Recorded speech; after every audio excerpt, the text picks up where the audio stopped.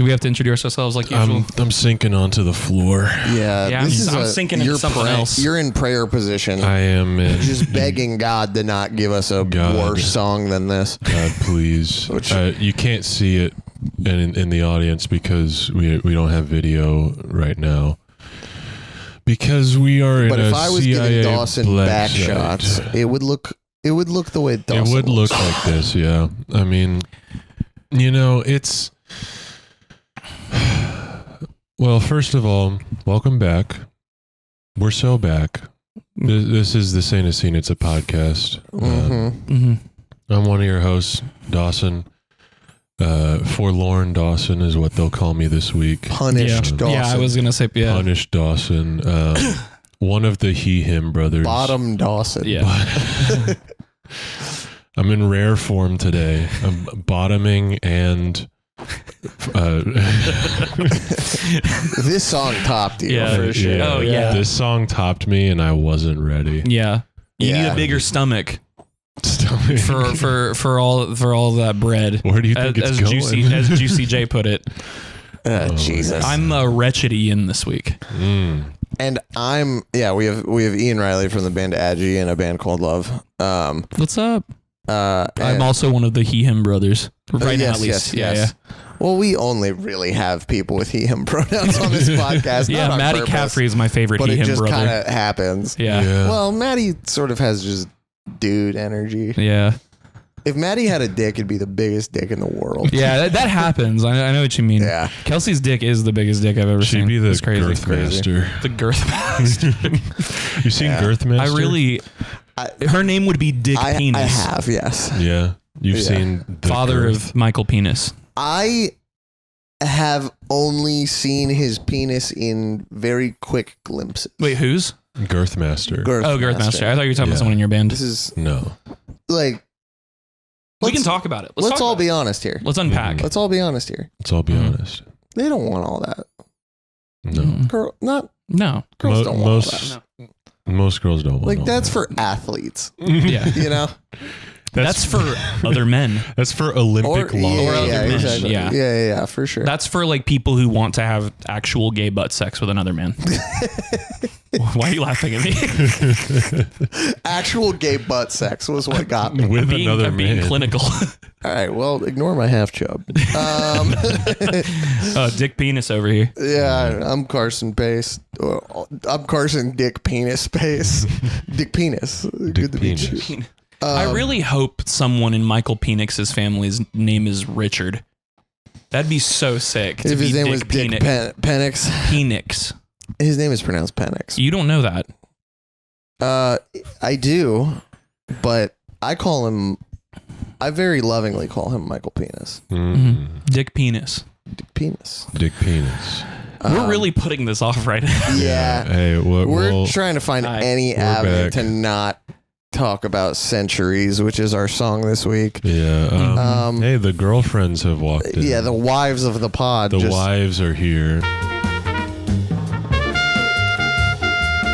We're just going to jump straight into it. The song today is Centuries. Yeah. Here's a snippet of it. And it's over. And it's over. Thank God. Thank God. The Lord. So hang on. Let me say my piece because you know, I appreciate that you as a guest have so much to say. And in life you have so much to say. But just let me speak real quick. Sure, yeah, absolutely. So I am gay. I'm gay. And I'm gay. I'm gay and I hate this song.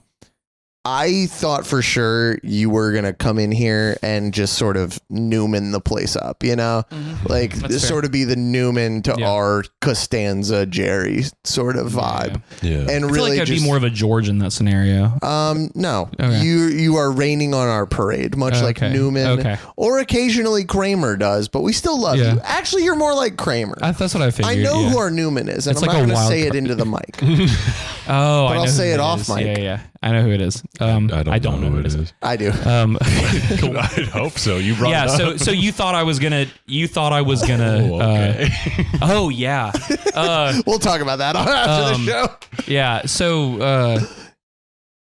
So you were saying. I fully expected you to Kramer it up and sort of just be like, you know what? Well, actually, come on, Jerry. Centuries is actually pretty good. Yeah, it's just because it's a sports song, that doesn't mean. I mean, lots of songs are for sports. That was the plan. Lots of songs are for sports, Jerry. I mean, Rock and Roll Part 2. Don't you like it? Gary Glitter. He didn't do anything with children. Jerry. Yeah. Exactly. We will rock you, Jerry. And now Country Roads Take Me Home for some fucking reason. Yeah, I don't know what's up with that, but anyway, here's the deal. When this song came out, I remember 10 years ago. 10 years ago. I guess it probably was it 2014 that the single came out? No, this song's 11 years old. That's insane. Go ahead. My friend Georgia Sims, shout out Georgia, texted me and said, "There's a new Fall Out Boy song." And I was like a new Fall Out Boy song? And she was like, "Yes, have you heard it?" And this was, I remember this so vividly. This was the first time someone ever sent me a Spotify link, was Georgia sending me Centuries. And I was like, whoa, you can do that. And the artwork shows up. Let's really paint the picture here too. And I'll be quick with this. This is the post Save Rock and Roll world that we live in. Like freshly. I had gone to the Save Rock and Roll tour and enjoyed myself greatly. The first Skinny Jeans reigned. First plane hit the tower. Yeah, first plane hit the tower. Here comes the second plane. Wiz Khalifa was... This is sort of Building 7. Okay. In a way. It's like, but then it cascades over into the mainstream. Yeah, for sure. In the tower's way. Hold the mic a little further away from your face. I'm mad that I always do that. I always do it one or the other. Yeah. Which is weird. Anyway. Okay. So yeah, 2015. This is like the height of like the 2010s isms are starting to coalesce, and so you have like pop doing whatever the hell it's doing, and you have the Fall Out Boy reunion. The 1975 are starting to become the global phenomenon that they are now. That has nothing to do with. Well, this. I'm trying to really paint this picture. I know, but the Fall Out Boy was not banned material anymore. Yeah, but the 1975 was like playing the Tabernacle. Sure, but that's not even what I'm trying. The picture I'm trying to paint is that there was a new guard of largely popular young bands in the zeitgeist, like Them and the Neighborhood and shit like that. Okay. And Fall Out Boy had kind of, with Save Rock and Roll and the reunion, had kind of like cemented this idea that they know what they're doing and they've accepted it. Yeah. And they're not interested in being like, for lack of a better way of putting it, like rock band ilk. That's not what they care about at this point in their career trajectory. I would agree with you if the production on this song wasn't so heavy. Sure. Okay. This song is so okay. All right. So I want to, because this is a big episode. People have been waiting for this one. Yeah. Pretty much everybody was excited after they found out what the song this week was. This is how I want to break this down. I think we need to pick apart every little element of this, not to figure out why we hate it, but to find out which part is the worst. Yeah. That's a good angle. I have an answer that I'll reveal in a bit. Well, let's go production first. Okay. I'm going to say the production is so fucking loud on this song. Yes. Yeah. Listen to it on my AirPod Pros. Had to drop the volume down at least 2 or 3 clicks. Yeah. A lot of the time. The other word I would use to describe this production, not just Patrick's voice, purely take Patrick's voice out of it. The noises in this song are just shrill. Like they're hitting a part of, like they're hitting a frequency that hurts. I thought it was just my AirPods, but when I texted y'all, I was still on the road, so I listened to it, and I just had my in-ears handy. I listened to it in my in-ears, and I thought it was just my AirPods, but I swear to God that I think that the final mix of this in the in whatever master chain they went through, I think they clipped it on purpose. Yeah, it sounds fucking terrible. It makes me mad. So this leads me to my theory. I think this whole record might be purposefully clipped because American Beauty, American Psycho, the song, is where you can also hear it the most. That crunch. Yeah. And also there's like, if Andy played the drums on that song, like they ran it through enough filters to where it just sounds like garbage. I think he actually did. Like I think he tracked these drums. Like because you can hear like Centuries. I would believe American Beauty, American Psycho. If you told me like, oh, that's like. If you told me like, oh, that's Andy, but like the kick is like fully triggered the entire time to be the same velocity as like a dance music kick or something like that. I think they probably did that like in the. I can't speak for it. I don't know. But it sound like it's like the same trick that Enter Shikari does with like a lot of their songs. Like, it's where it sounds like it's programmed and sequenced, but it's like anyway. Centuries, it's the modern deathcore thing. Yeah. Oh God. Yeah. I'm not gonna go there. It's like. Well, did you hear the new Disembodied Tyrant song? No, it's fucking awesome. That's cool. You sent me that band. No, did I? No, I didn't. Yeah, There's no way. I didn't. Yes, you did. Did I? Yeah. Okay. Well, we have to talk about that later then because I don't remember that. But I always liked this record, and I always enjoyed the kind of bombastic nature of it. But like really giving it, I think I'm 32 now. I think I'm in my hater era.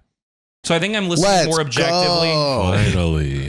Waiting for this which is funny because like Andy Clower from Harm, who I've shouted out before about assessing that I'm always reliably 2 hours late, also was the person who, much like you, has historically made it a point to try to give me permission to hate things. Yeah. And I'm like, dude, I fucking hate Attack, and Asking Alexandria. Like I hate things, but those are easy. Yeah. This is hard because this is one of my favorite bands. Peanuts to an elephant, as Lil Wayne would describe it. Oh, we got to get into that. We got to get into that on the Patreon. Do we have to? On the Patreon. Okay, yeah. Well, okay, hang on. I there's a thing about that song I have to say about this song's remix later. Sure. You will know what I mean in just a moment, or whenever we get there. Anyway, I talked to Kelsey this morning thinking I was like, okay, I'm going to be fair and objective. I'm going to criticize the things I don't like. But as I listen to it on the way here. Like Fox News. As all things should be. Yeah. Yeah. I want to be a gray Jedi. Okay. Sure. Yeah. I fancy myself the Luke Skywalker of Hispanic Americans who look the way I do. Anyway. I'm a Gryffindor, like everyone else. I'm Polly. I'm a hero archetype. No, I really, really, really thought I liked this record's production, and I think on some songs I do. But the clipping thing, listening through in-ears and through my speakers in my newer car, dude, it's so grating. And I understand what it's trying to do, like in terms of like the dance element of it, almost, even though it's slow. Not like American Beauty, American Psycho, and it just I feel like betrayed because I feel like I think I fell for what happened with this. Yeah. On the production level. If we're just staying on production, I think I have had the wool over my eyes for a while. Yes. Yeah. And now I've listened to it very objectively, and it actually hurt to listen to, both emotionally and literally, like with my ears. Yeah, I think there's like and we've talked about it a lot on the show of like, they couldn't figure out like on Save Rock and Roll, they're trying to balance the like Pete's like EDM production sensibilities because he was kind of deep into that. And on Save Rock and Roll, they're too raw and not fake enough. Yeah. And there's too many real instruments clashing and being played while synths are trying to find their way into the fold. Yeah. And on this record, it's the complete opposite. Yeah. It's real instruments are trying to figure out how they work their way around these like fucking cruise ship commercial music. Like, this record sounds terrible. But Centuries specifically, like, I think it's the worst sounding song on the record. I get what you mean when you say, that's a fair point. What were you going to say? Yeah. I'm sorry. I think. Yeah, Dawson hasn't said anything about the production because we've just been running over. Hey guys, what's up? I'm on this podcast too. Hey, if Dawson's you want to, sitting on like, I'm sitting on the ground. I was just about to say, if you want to move my vinyl crate off of that thing and then sit against the wall, that might be less comfortable for me, honestly. Damn, that sucks. I knew one of us would end up. This is do you want to sit up on the bed with me? I'm chilling, honestly. Okay, all right. I'm I can only see about, Dawson's like, bust right now, like from his like chest up. Like it just looks like Yeah. he's floating off the side of the bed. Yeah. You don't want the chair? You're good? No. Do you think I'm if they make a chilling. bust of Joe Rogan, he'll have headphones and there'll be like a brass 7B in front of him? Yeah, 100%. Yeah, they'd have to include it. At Yeah, this point. It's yeah. part of- The it's- headphones are fused to his skull at this point. Yeah. Like he can't take He them doesn't If know you- who he is without If them. you took his headphones off, his head would just look small. If you remove that 7B like anywhere further than like 2 feet in front of his face, he disappears. Do you think Ozempic gets rid of cauliflower ears? No. Okay, Maybe. go ahead with your take on the production. Yeah, song sounds unbelievably ass, and it was like, it's kind of funny because when this song came out, it was the first time I was like actually aware of Fall Out Boy. Damn, God, that sucks. That's I know. crazy. But I was fucking, It I makes was sense, 14 years Right. old. Yeah. So And this was a pop culture phenomenon. yeah, Song. 14 years old, and this song was fucking enormous. And still So- is. Yeah. Yeah, still their It's their biggest top song. stream song Yeah. right now on Spotify. It's gonna Over be a their billion. Yeah. It's gonna be their biggest song until the band breaks up, unless they make Centuries 2, and that one just swags out even more. That'd be but I think awesome. So Good right now could probably take. yeah, we'll give that one a couple years. Yeah, and give then it a couple of years. Yeah. Give it a couple more years. It'll overtake. The So Centuries. Good right now sync opportunities. Yeah. And, Yeah. Secret Life of Pets Dude, 3. The next Trolls movie, it's in there. Yeah. I think the Spidey and His Amazing Friends theme is a sleeper contender for the next big Fall Out Boy song. Should we put that on the wheel? Yeah, because I mean it's yeah. Patrick Stump, but it is a Fall Out Boy song. I hear it every day and it's awesome. It kicks Well, I mean, so if much it's ass just compared Patrick, to this because song. we don't have any of the Soul punk. punk stuff. But on this there. sounds like a Fall Out Boy song. Like it's just like octave leads and stuff over like rock, like 4 on the floor. We'll like- think about it. You should add 'Cause Spidey and His Amazing Friends. We don't have Pete Wentz's band with Bebe Rexha. We don't have Race For Trader a on the reason. wheel. Huh? We don't have Race Trader on here either. Oh, we should have Race what Trader I- on there, though. That would be awesome. Honestly. All I want to do is listen to Race Trader, dude. More than this song. But yeah, yeah. this- Yeah, go ahead. it's- so I actually really liked this song when I was little. Yeah. Like in fucking high school, and not having a developed taste yet, Mhm. Mhm. because growing up, all I could listen to was Christian contemporary music. Mhm. And if you've grown up in that life, then you know that that is like the most watered down music you can probably ever listen to. It's just all facade of cooler music. Mhm. Like Toby Mac Yeah, was one of my most listened to artists. I was right there with you. and And One I of- wasn't even like bound to like. I was only allowed to listen. I could listen to whatever I wanted, but I thought Toby Mac was so fucking cool. Like, yeah, when and like, I was I mean, 10. Yeah. I mean, let's be honest. The DC Talk record that the guy who produced Yeah. Downward Spiral produced, that record rocks. That's a good I record. haven't listened to it. Welcome to Diverse City is a better record, I think, by Toby I- Mac. I've never listened to a Toby Mac record. I've only that listened record's to DC awesome, Talk. and it's the only good one. You know, did you see what's going on with guy from DC Talk and Newsboys? Believe it or not, I'm walking on air. I'm gonna talk about that off pod. I knew about that 6 years ago. For a very specific Whoa. reason. And I'm not proud of the fact that I knew about it. Oh, we do need to talk about that off you air. were talking about Michael Tate. Yeah. Dude, I became privy to that because of someone you and I have talked about, and it's in a book. Like it's without naming him. It is in a published book that he was No secretly fucking gay way. and also like potentially doing some heinous acts on the side. Okay. I will specify later. Here's It's the thing. really funny. Here's the thing. Yeah. My old boss at the studio, Yeah. I'm just saying, I met Michael Tate one time Mm-hmm. and I said, I don't like that guy. My boss was like, what are you talking about? And I was like, I don't fucking like that guy at all. And my boss was like, you're racist. And I was like, no, I'm not. You know what's funny? I don't fucking like that guy. I don't like the way he talks to me. I don't like the way he talks to you. This is completely off topic. Fuck that guy.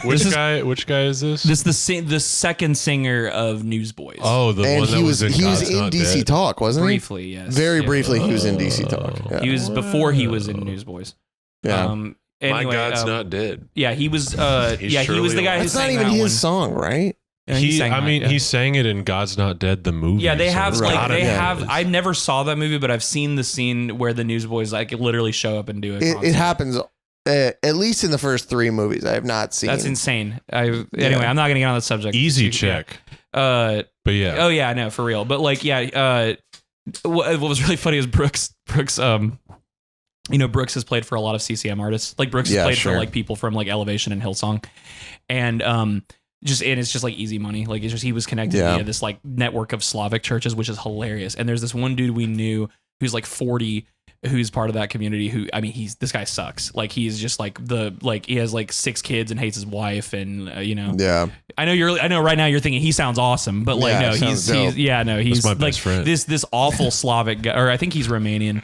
Anyway, it doesn't matter. But he's like this dude who like he cosplays being a touring musician, but just is posting pictures of him playing acoustic live at like this church that they play at. Oh, and then he'll get, because he's like a promoter for CCM events, he'll like post pictures with like the people, like whoever he's with, and he'll write captions like "No days off." I'm not joking. Oh, cool. So it's so funny. And so he had a picture with Michael Tate. When all this shit came out last week, Brooks sent me the picture. The guy's name is Emmy. It doesn't. No one's gonna listen. Never gonna listen to this. and Brooks just sent me the picture of them shaking hands, and he's like, "Do you think he molested Emmy?" And I was like, that would explain so much. It's so fucking funny. Holy. All right, off pod discussion about who we know that. Because I separately have a story. You're going to laugh when I tell you who it is, because we've talked about this person recently. But anyway. Wait. It doesn't matter. We'll talk about it. Okay, it's just really funny because this is like, the stuff about Michael Tate has been gone back forever. We are doing anything but talking about centuries right I now. was 14 years old. Bleep this. Go on. Bleep this. Was the person... Okay. Do you remember? Carson, can you give me a timestamp for this? Just look at the recording. Give me a time. I cannot. 3112. Do you remember the certain... I can't let that slip through. No. That is an absolute fuck no. I can't let that. Do you remember the person... I saw the shot and I took it. I'm sorry. Do you remember the person... Wait, no. We'll off pod. We can't. I don't want to censor. This is not even about that anymore, but yeah. Dude, I censored like fucking 6 moments in the last episode. Wait, really? Yeah. I mean, like there were parts where like someone like walked in and we had to cut, but like there were other parts where like we said the name of someone that we couldn't talk about on air, so I just put like smooth jazz in there. Was Carson talking about how he knows that guy from President? No. I mean, I know who it is. Oh, okay. I mean, I think everyone does. Oh, we can't talk about... let's not talk about that. We can't talk about President because I'll get really fucking mad. Why would you get mad about a good song, Dawson? That's a good song, but okay, I'm not gonna. Yeah. Anyway, Centuries. You were 14. You were 14 and you listened to. Guess I'll have to wait my turn. I'm gonna fucking shoot my head off. He's got a great voice. He's fighting he does to have talk a great about a song voice. he hates right now. All right, come on. Let's. I was 14 years old. I'm standing up right now. I was 14 years old. 2014. Centuries comes out. Michael Tate walks in my room. Michael Tate walks in my room. We have an experience I don't mention again. And then I listened to Centuries for the first time, and I really love it because I'm 14. And it stays in my playlist for easily like 4 years. Sure. That's crazy. No, and that makes sense. You can't fault you for that. And I was 21. I had no excuse. Yeah, you had to grow up, pal. Yeah, and I liked it. I guess I was 17. Yeah, because you're like a whole high school experience removed from me age-wise. Yeah, it's True. But I remember thinking that this song was like epic. Yeah, you know, it is. And compositionally, it is. Like if we're just talking about just the composition itself. Listen, I think the production is doing a lot of heavy lifting as far as that's concerned, because like that's kind of the whole bit with songs like this in general. But I really think if this song wasn't as loud as it is, it would not hit nearly as hard. Sure, but I think go ahead. Can I ask, you know what, continue with your thought first. Okay. You sure? Yeah, I don't care at all. You're like, I don't even fucking care. I don't want to be here. Yeah, I'll kill myself. Don't worry about it. I think I agree with you about the production, but I also think the composition is doing a lot of the heavy lifting. That chord progression in that minor Hold the key mic closer. is that chord progression in that minor key is like an easy. That's an easy in to like, because that's a chord progression that like every active rock band uses it to like to do the epic faint sounding thing, because that's what it is. Like like it doesn't even have to drone like that. I'm just talking about the chord progression itself. But then you layer like earworm melodies over it that even if you don't like them, it's like the here's my thing with that though. Yeah. There's one specific aspect of this song that when I noticed it, I really wanted to cut my head off. Okay. And it also kind of illustrates my point about how much heavy lifting the production is doing on this song as far as making it seem big. Yeah. So I was listening to this in the car, and I noticed something kept happening in the song, and every so often I would like kind of clock it happening, and there's just a synth riser I knew coming you were up, say it. Coming up and hitting like a sine wave pitch and then going away. And I was like, okay. So I decided to go back and count how many times that happens. It happens crazy minimum 10 fucking times in this song. That's less than I thought, actually. And that is just like complete ones. Yeah. Sometimes they do like a little one and then it goes down. Half, yeah. No, not even cut it in half. It just goes back down. They do cut it in half at the I'm counting those were the ones that I was counting. Like it goes up and then just and it's gone. They do that 10 times. If I'm including the fake outs, probably 20. Yeah, that sounds more that's more what I was thinking. And this like that once you notice it, this song becomes 8 million times more grating because when you hear that coming, you know you're about to fucking hit that shit ass chorus or some other like shit ass fucking part of the song, or Patrick is about to get really fucking loud for no reason, and he's already loud throughout the rest of the song. Can I ask a question of both of you that I was going to ask? Yeah, what's up? Other than drums, what instruments are in this song? There is a rhythm guitar. It's so low though. That was my point. I can't hear it strumming. I can hear the noise of the chords. I can't hear it strumming. That was my argument. I don't want to say argument against, but my only point of like when you were saying earlier that it's like you would agree with me about the pop thing if it wasn't trying so hard to be rock with the production. And like, I would agree with you only insofar as it pertains to the kick, the snare, and some of the bass. There is a lead in the chorus. Yeah, there is. The lead guitar or the rhythm guitar is like it's like a dank robot fart texture. You know what I mean? It's like it's like, I love this song, but it's the same bad guitar tone as People of the Pride by Coldplay. Like, again, I love the song. I that guitar tone is bad.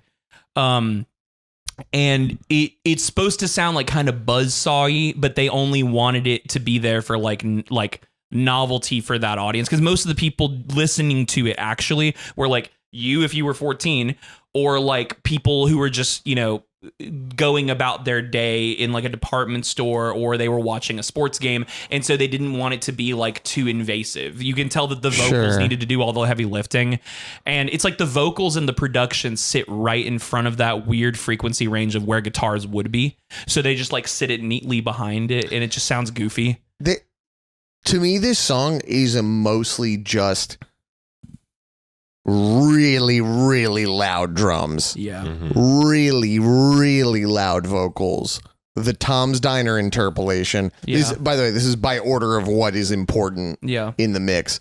And then the one little lead riff and then everything else might as well just be like a drone. It has like this like the just like static that we were talking about in Irresistible, but for most of the instrumentation. I forgot that we brought that up on Irresistible. Yeah, that was a big problem we had on that song. And it's like multiplied by 10 on this song. Yeah. And like not even that it's hitting the same sound, but all of the other instruments apart from like the 4 you just named kind of mush together into that kind of occupational zone in your brain. Yeah.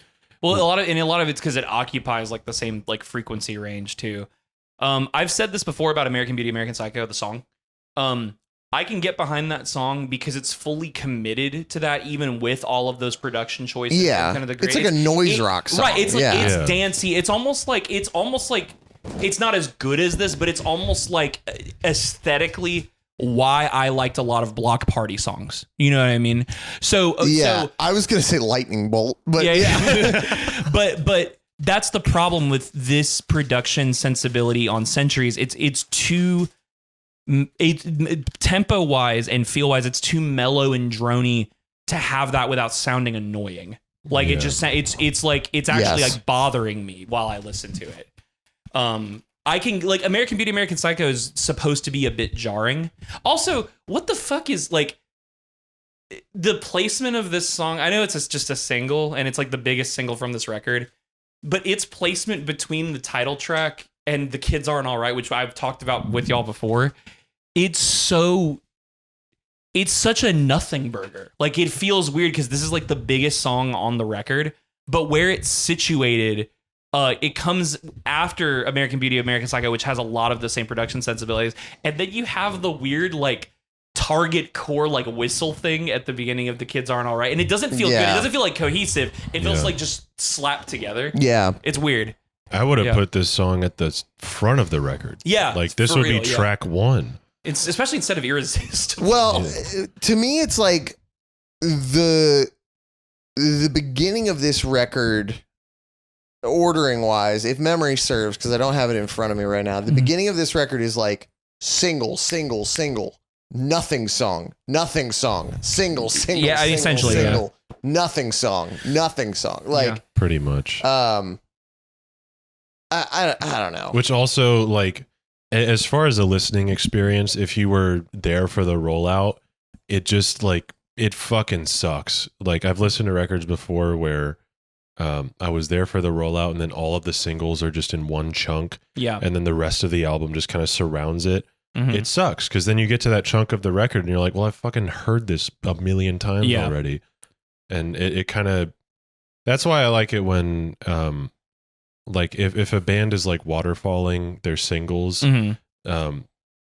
then those 2 singles are not anywhere near each other in the actual track list. Yeah.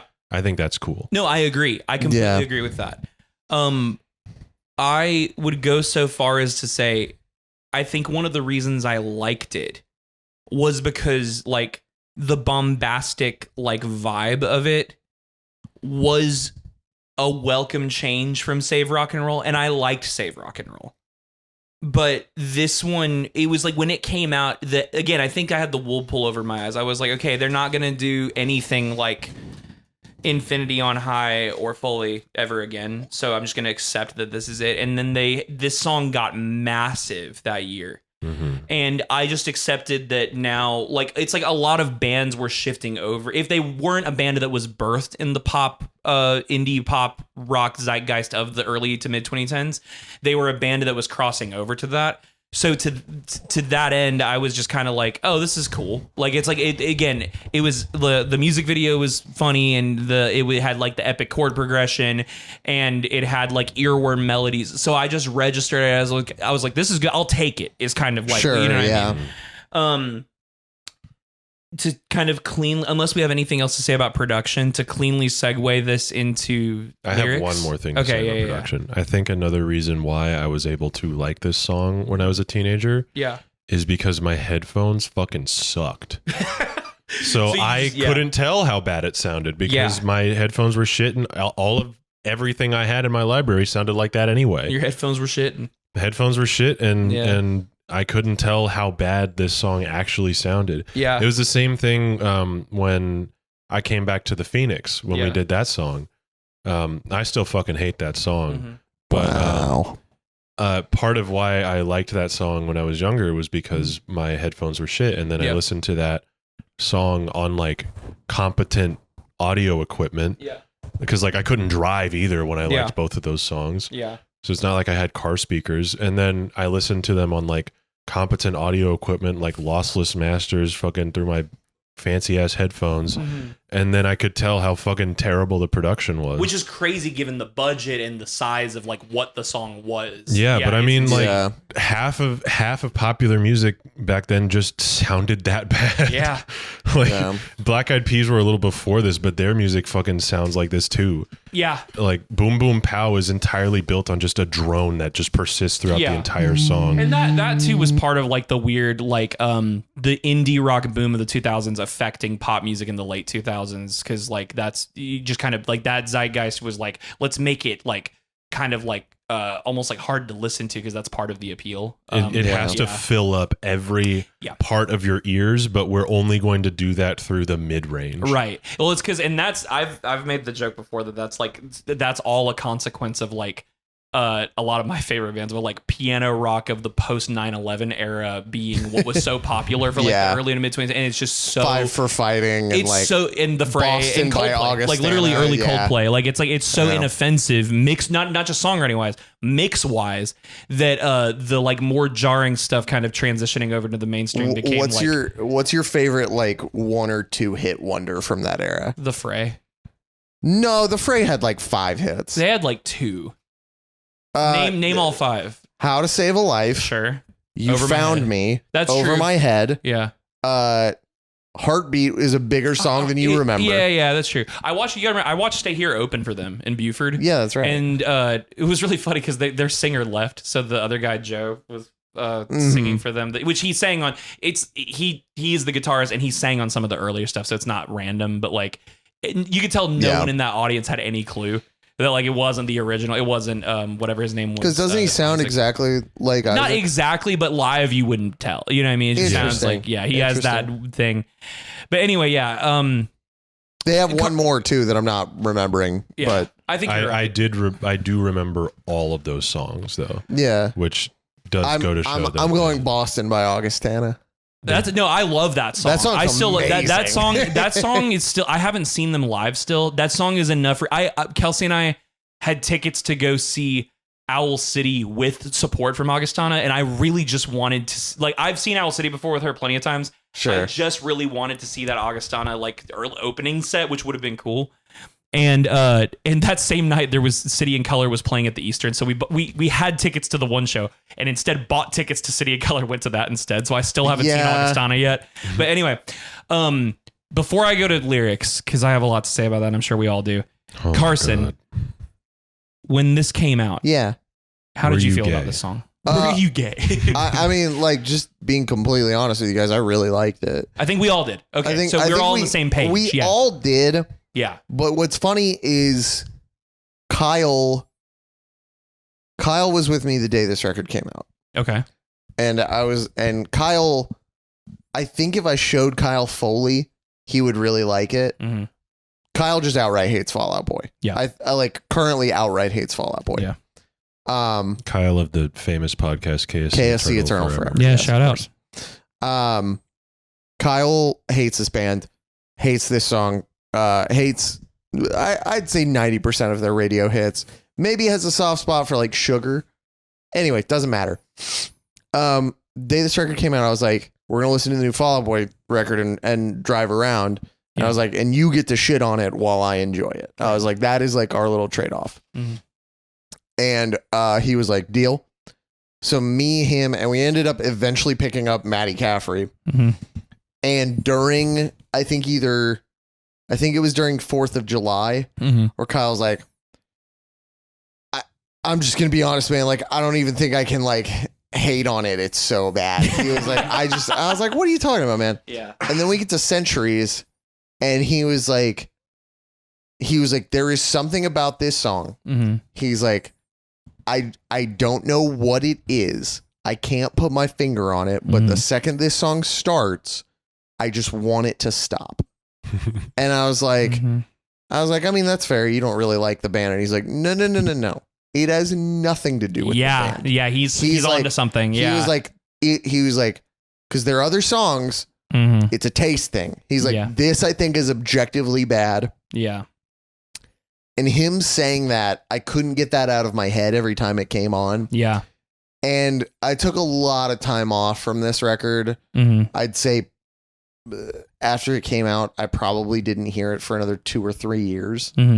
Took a lot of time off. And then I went and saw them at Music Midtown. And this is 2017? This is 2018. Okay.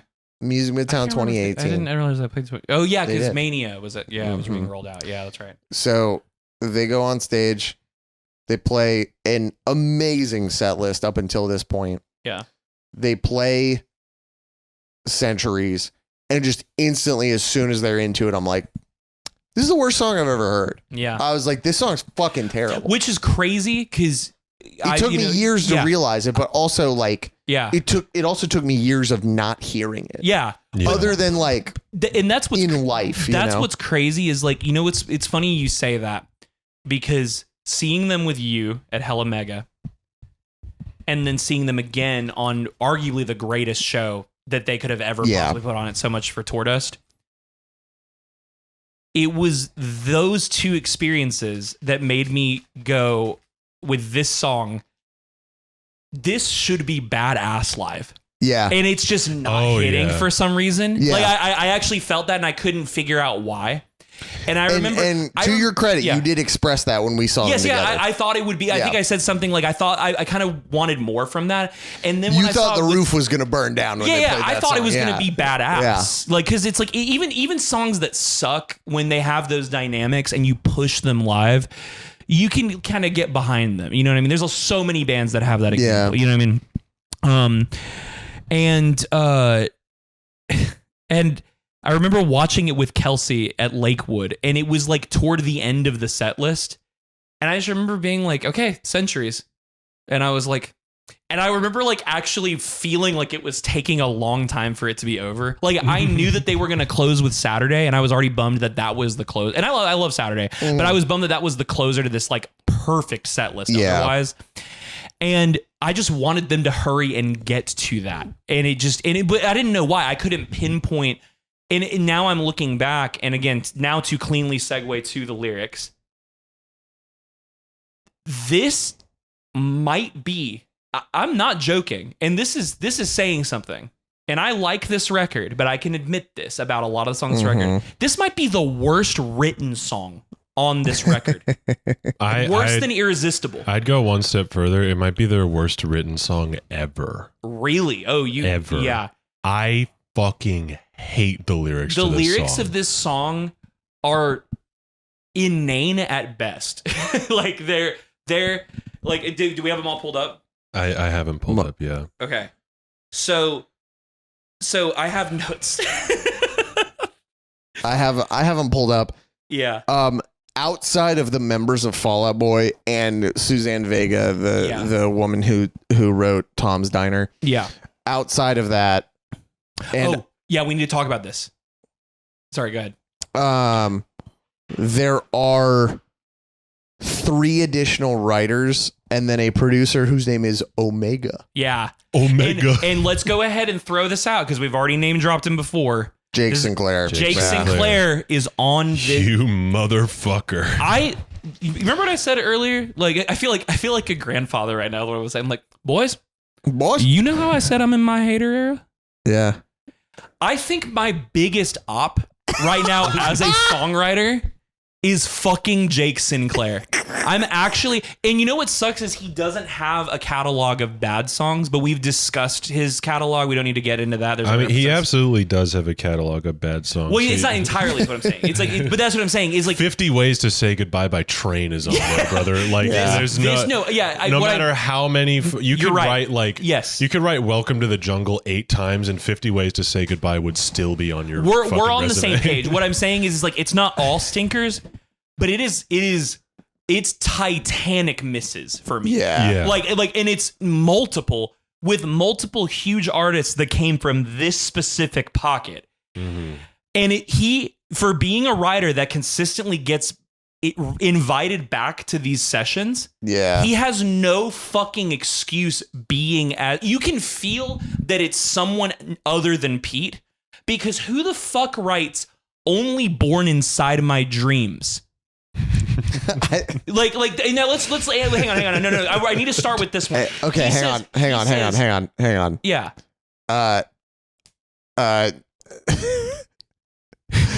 Number one, I just want to mention, until this moment, I've never looked at the lyrics to this song. No, I feel you. Literally never. I have literally never before. I didn't study them until today. Yeah. Jake Sinclair did write Emperor's New Clothes by Panic at the Disco. That is I can forgive. That's amazing what I'm saying. Song, I can forgive that one because that's a great song. So but let me put it this way: Heavy Metal Broke My Heart. That line is one. This is one of those moments where the cool production element of what happens right there. I do think it's cool. That's like the one forgivable moment in the song. Yeah. It's kind of it's. I like that. It's not. Yeah, I do too. It's not a million miles away from like that little choir not major note, but that like crazy resonant harmony stack that's in the breakdown of It Never Ends by Bring Me the Horizon. Yes. You know what I mean? Like it's the same kind of like cool thing. There's also some parts on Foley that like Patrick will do something like that. So that's one of those moments where the production thing is obfuscating how just nothing the lyrics are. Mm-hmm. But that's the thing. This song has at best nothing lyrics or really bad lyrics. I'm skipping to that verse. We can kind of jump around here. He says, "And I can't stop till the whole world knows my name, 'cause I was only born inside of my dreams." Motherfucker, as opposed to what? Are you saying other people are born multiple places? I was only born inside of my dreams. You might have been born over there and in Montana. I was only born inside my dreams. What the fuck does motherfucker? What do you mean? What does the... That's like I was only born inside my dreams. The big glaring one that has always bothered me is "Just one mistake is all it will take," because like that has nothing to do with the rest of the song. Okay, honestly, I don't have as much of a problem with the mistake line, because like knowing the band, I kind of read that as like we'll go down in history not for being like particularly notable, but for fucking something up so bad. Jake Sinclair and Omega wrote this. But here's the thing: but they're writing it with Pete Wentz and good point. They stepped into Pete Wentz's shoes and I'm so mad right now. But also, it's like so like fucking Dr. Seuss. You know? Oh yeah, for sure. Like it has some kind of meaning monster. That can some kind of monster. It has some kind of meaning that you can relate to, like the band's typical personality. But off rip, if you're just listening to it, it sounds like, you know, you hear this on Sports Center. Yeah. You hear this on like Monday Night Football. Like fucking, it feels empty even with that kind of meaning that you can ascribe to it. Yeah. Go. You were saying something. Oh no, I just like, this feels so disconnected lyrically from almost everything. The whole Fall Out Boy canon. Yeah. The whole Fall Out Boy canon. Yeah. That one line, honestly, the mistake line is the only one that I feel like has anything to do thematically with anything else Fall Out Boy has ever written. And I'm going to preemptively say this now. We even if we need to be economical with how we do it, we need to get into the annotations of the song. And the reason I say that is because everything we're saying right now is going to be tried to explained away by hardcore fans, by Fall Out Boy Twitter stans. Here's the problem with this. You can't say some legends are told, some turn to dust or to gold, but you will remember me for centuries, and make that, like, have on one end, make it a song about a legacy you have, and then on the other have this like like pseudo intellectual double entendre about I fucked this relationship up so bad that no matter what you're going to, like, I am an ass partner and I fucking suck. You're going, because that's, if any Fall Out Boy fan who's going to try to justify it, that's the angle they're going to take. That's the angle they're going to take. Sure, sure. Because that's the only way. I wasn't following you until now, but that's I got the you. only way you could possibly parse out the other lyrics in and the there's verses. no way that's what this song is about. Here's the thing. Mummified in My Teenage Dreams has nothing to do with the relationship. Here's the thing, so Ian. loud in my house right now. I'm so mad. Here's the thing. You mentioned the annotations. At least half of the annotations are by Fall Out Boy themselves. Yeah. Yeah, there's a couple on the mistake line. There's it might confirm that they wrote this to try and get on Sports Center because Spurt Center. Sperm Center. Sperm Center.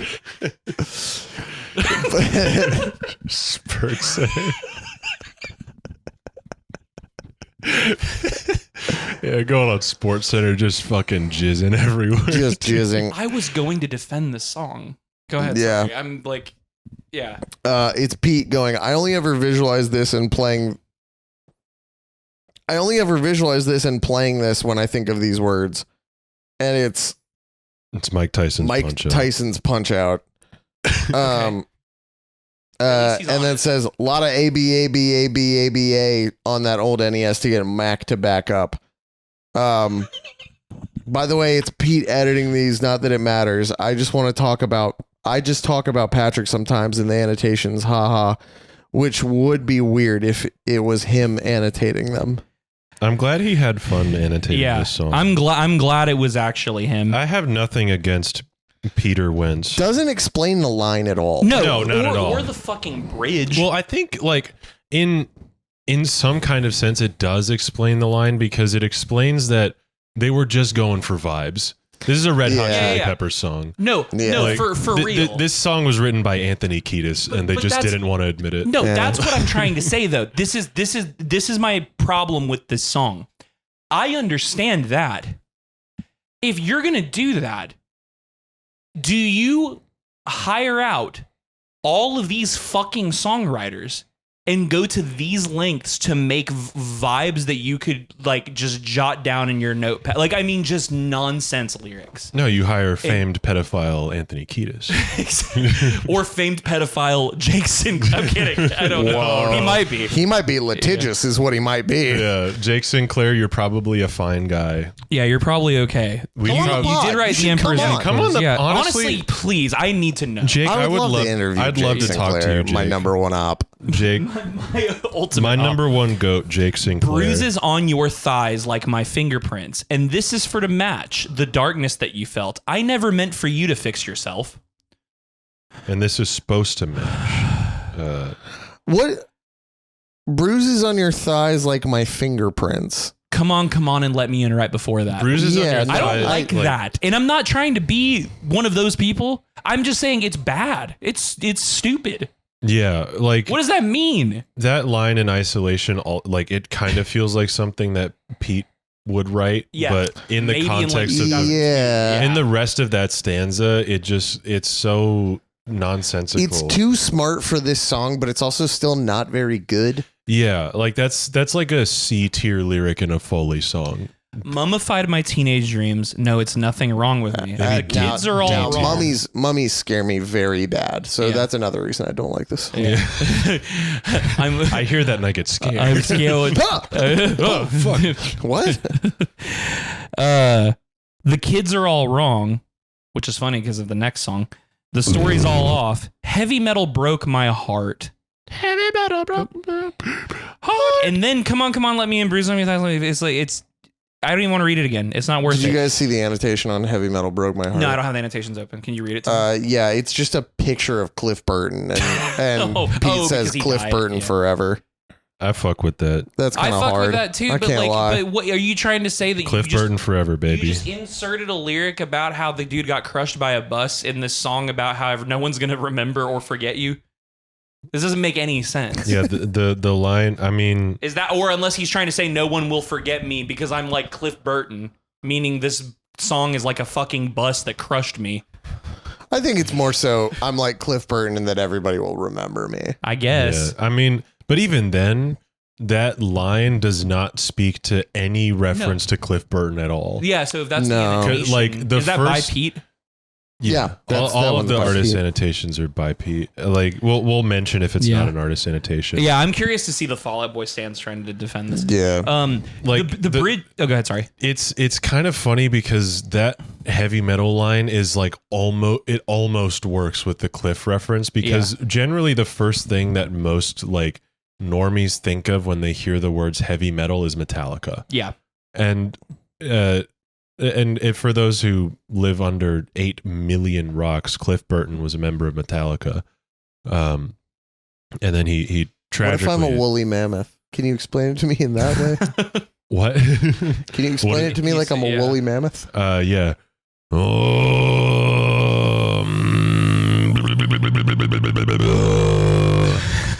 Did you get that? I love the Who. Whoa. It's the Who, actually. I thought it was the Huh too, and then I saw them at that show that I told you about. Yeah. The one with Megadeth and Five Finger Death Punch. Five-finger death punch. Five Finger Death Punch. But like Australians returning be like, one bick. Go ahead. Sorry. My point was that like Cliff Burton is, as far as Metallica lore goes, Cliff Burton is just one layer too low in the general populace knowledge for that line to make any sense. Yeah, especially because, I mean, he died in the 80s. And he, like, it's, you know. Like, fans of Metallica know who Cliff Burton is, right. but like just passive enjoyers who like hear Enter Sandman in Walmart, they don't fucking know who Cliff Burton is. But to your point, also, the line doesn't actually truly convey that. So if the annotation is supposed to be like lightly referencing, or if the annotation is explaining that the line is supposed to lightly reference that, it doesn't do anything for the song. Yeah. Bro's got his ringer on in the podcast. Sorry about that.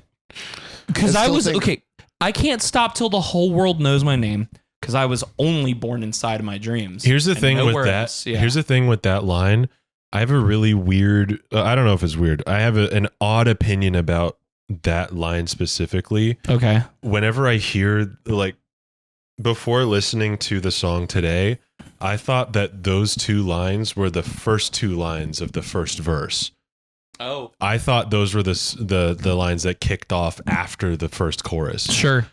And like listening to the song with that in mind, and then that didn't happen. I was like, what the fuck? Yeah. And then it got to that part, and I was like, this should just be the first verse. Sure. And even then, it still wouldn't explain half of the half-baked lyrics about a relationship. Yeah, you could just you could swap out those first two lines. Nothing would change. Half of the song is about a relationship dynamic, and the other half is about being remembered.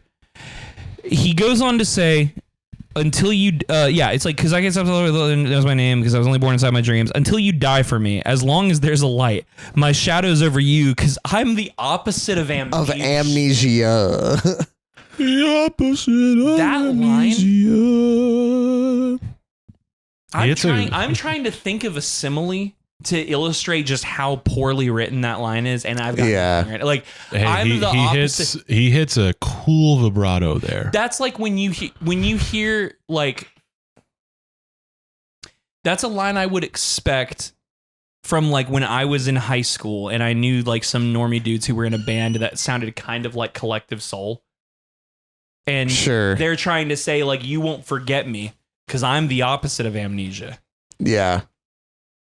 That doesn't hit at all. No, that doesn't. No, it doesn't work. It's like, also, what does that mean? It's like, because I get that the point he's trying to say is like, again, it's supposed to be tantamount to the chorus. You will remember me. Sure. Yeah. But it's not. He's not saying I'm the opposite of something you'll forget. I'm not the opposite of something forgettable. No, I'm the opposite of the phenomenon that makes you forget things. Yeah. So I'm like really good.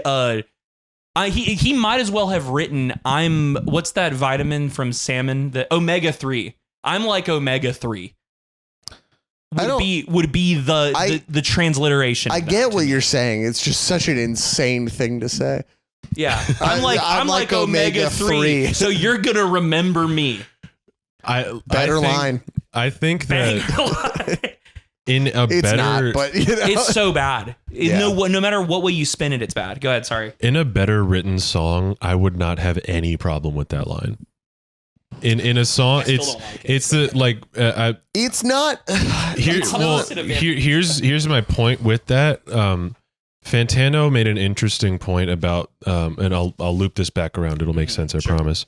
In his review of the Carter 6, he made a point that on any other Carter record where there are good songs at all, Peanuts to an Elephant would be like funny. It would be like Wayne is able to rap on anything. Right, He's the GOAT. Like Pussy Monster. Yeah. Remember Pussy Monster. Remember Pussy Monster. It's like that. But remember the Pussy Monster November.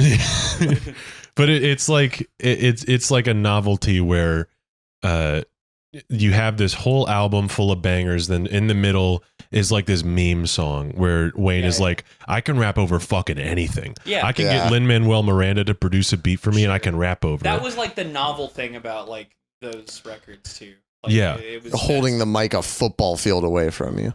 That was the novel thing about those records. I'm so despondent right now. I'm just like, I know you stood up like a Def Jam comic earlier. But my point You're like, was, you've seen these Fall Out Boy shit.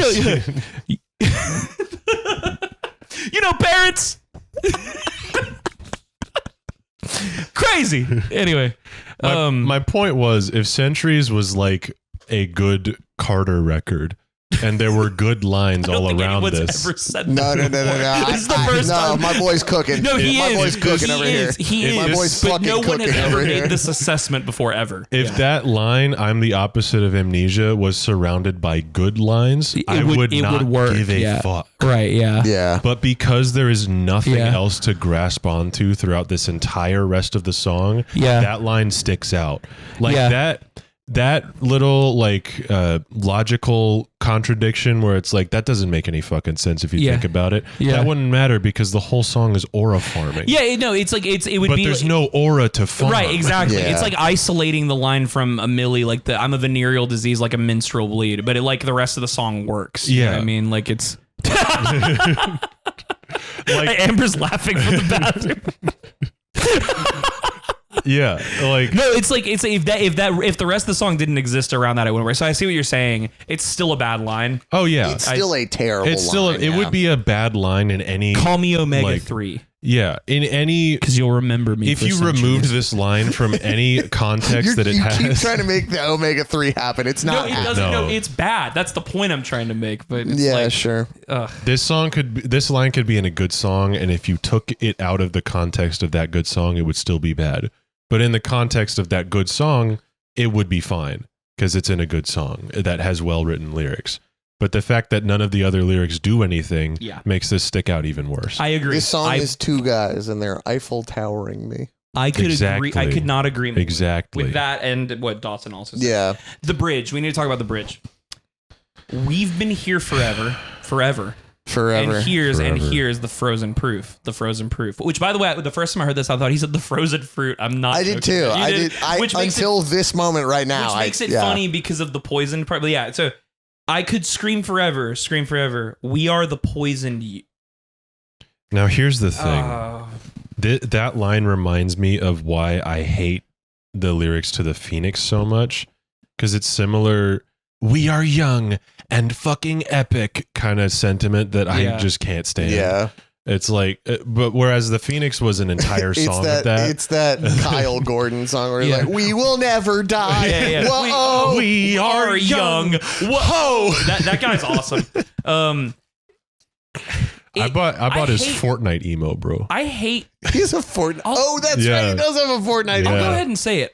Whether it's like empowering of the self or actual like positive, hopeful sentiment, I hate songs that are not rooted in anything. Like this is a song that is not actually about what it's about. It's just wait, what? Sorry, I read the annotation. It's a fan annotation. Yes, let's do it. Okay. A fanitation. It's a fanitation. Two contributors. A sanitation, if you will. 2 contributors, 72 upvotes. For the lines, I could scream forever, we are the poisoned youth. Oh, those. Can I just say this? those are the kind of lines. Those are the ultimate lines that Fall Out Boy Twitter stans eat up. Those are the kill yourself. Those are the lines. ones that they make it. They make that their like. And I've been there. We've all been there. But that is like their mantra. That's their Twitter. Yeah. The poisoned youth. Yeah. Okay.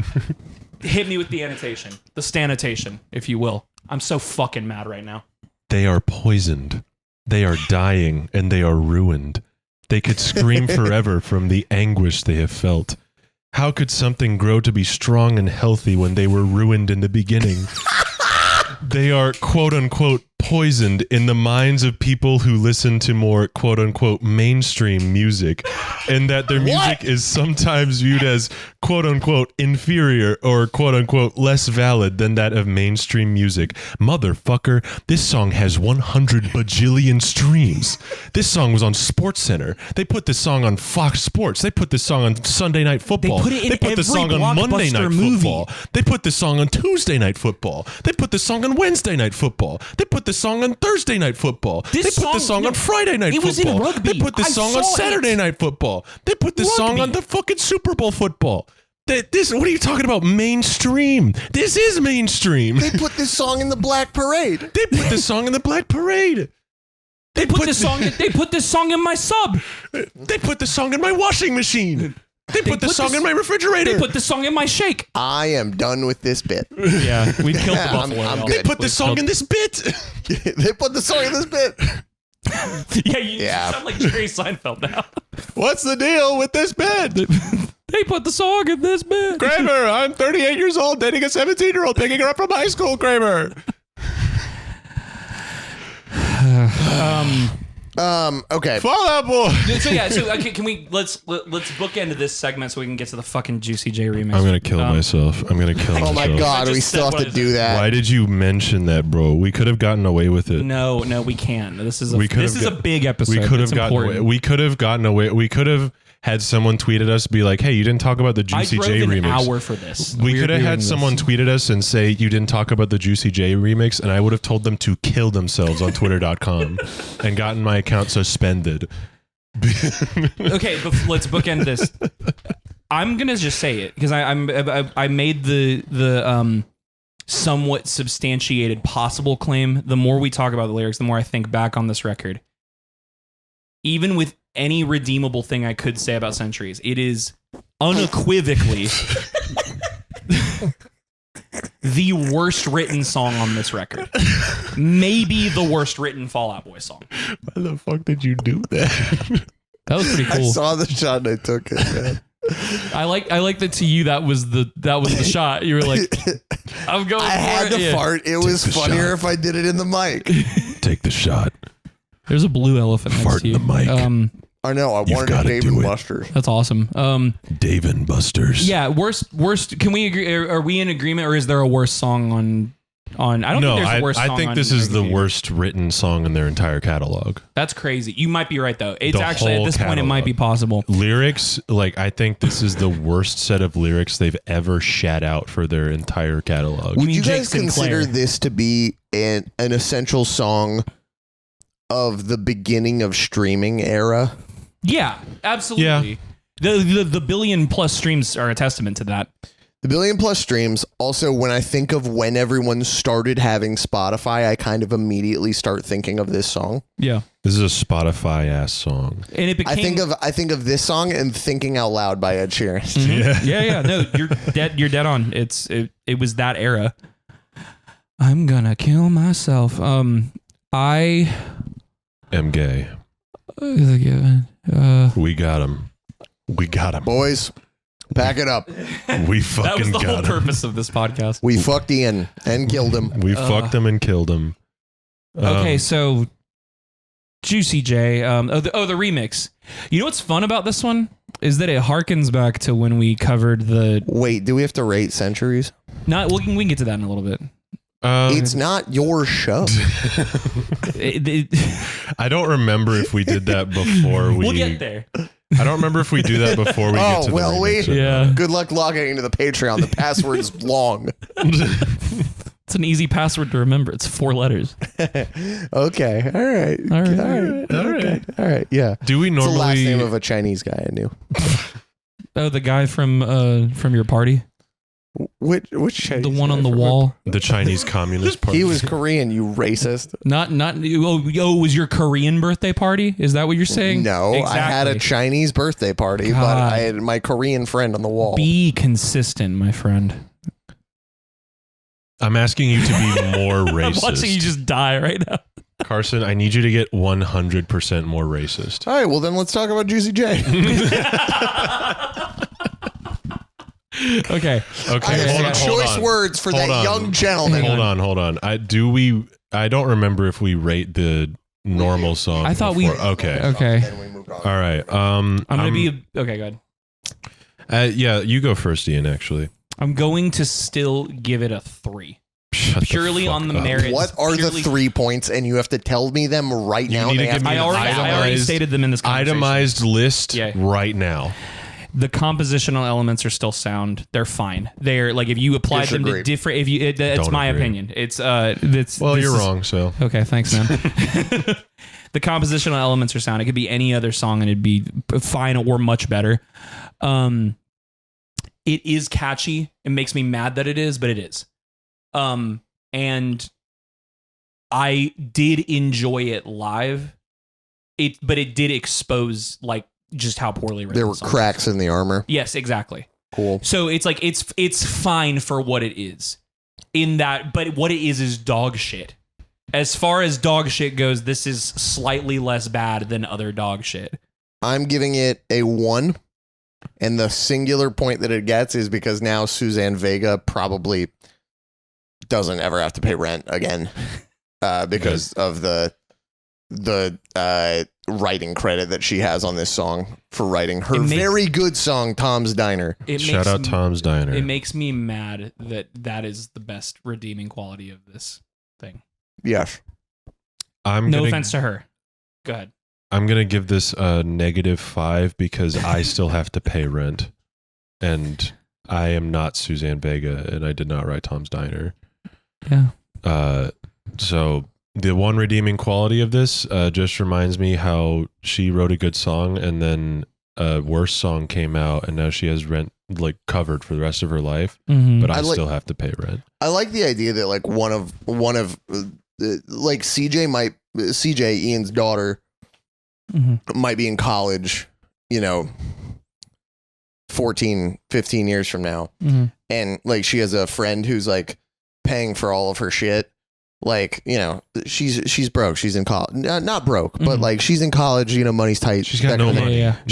But she has a friend who's just like covering everything. Yeah. And she's like, hey, listen, like, I just got to know, like, does your family come from money or something? And she's going to be like, oh, Suzanne Vega is my grandmother. And that'll explain everything. It'll explain everything. And that might be the only benefit out of this song. But this is my first negative score on this show. That's crazy. Because you had a worse. What was the worst song that you said before that you was like, you gave it a 0? What was it? I don't remember. I don't remember either. I can check. It was from this album. If it's from this album, then I can just look at the track list. And then it was, hang on. Was it Novocaine? Yeah, I think it was Novocaine. It sounds like it would be Novocaine because even thinking about Novocaine makes me want to press the kill myself button. Is American Pie on this album? No. What about? I wish. Are you bro. sure? Yeah. Okay. I'd rather listen to American Pie 100 times than I'll take this the song interpolation again. of the Munsters theme in Uma Thurman over this song. I'll take some head or some V-Bucks or something. I'll take some rock. Some crack rock. I'll go to Home Listen Depot. to the song again or do crack and ruin your life. We have to talk crack. about the remix. I do crack. We're here already. We got it. We can't talk about the Juicy J remix or do crack and ruin your life. I'm picking number 2. Crack, ruin my life, please. I'm doing crack and ruining my life. I don't need crack to ruin my life. I make crack and I ruin your life. Let's go. I thought you were the one getting Eiffel Towered. I am. Right by now, the song. By me and Dawson. My penis isn't occupied in that scenario. Only my mouth and ass.